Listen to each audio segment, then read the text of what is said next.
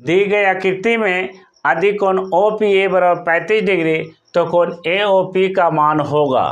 Option A में 45, option B में 55, option C में 60, ऑप्शन डी में 65। तो देखिए बच्चों, आपको सबसे पहले कुछ कंडीशन, कुछ शर्तें आपको याद रखना पड़ेगा। ये देखिए AP जो है ये स्पर्श रेखा है और OA जो है वो वृत्त की त्रिज्या है ना। OAP एक त्रिभुज का निर्माण हो गया।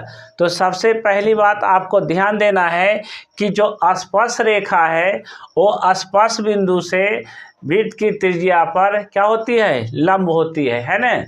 जो स्पर्श रेखा है तो स्पर्श रेखा जो होती है, स्पर्श रेखा का स्पर्श बिंदु पर जो वृत्त की त्रिज्या होती है वो क्या होती है, लंब होती है। तो लंब का मतलब हो गया कि ये कितना बन गया, ये 90 डिग्री हो गया है ना।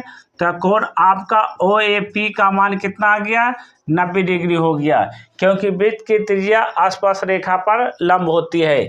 अब देखिए आपका A जो हो गया, A 90 हो गया, A 35 हो गया। आपका A कोण पूछ रहा है, तो आप बताइए त्रिभुज के तीनों कोणों का योगफल कितना होता है, 180 डिग्री होता है। तो हम लिख सकते हैं कि नहीं लिख सकते हैं कि कोण 90 प्लस कोण 35 और प्लस कोण AOP है ना, प्लस कोण AOP बराबर कितना होगा, 180 होगा, क्योंकि त्रिभुज के तीनों कोणों का योगफल 180 डिग्री होता है।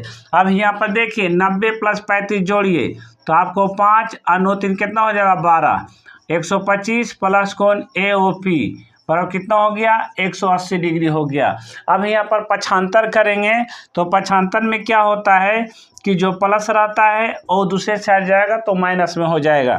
तो देखिए प्लस है, ये दूसरे साइड जाएगा तो क्या होगा, 180 घटा 125।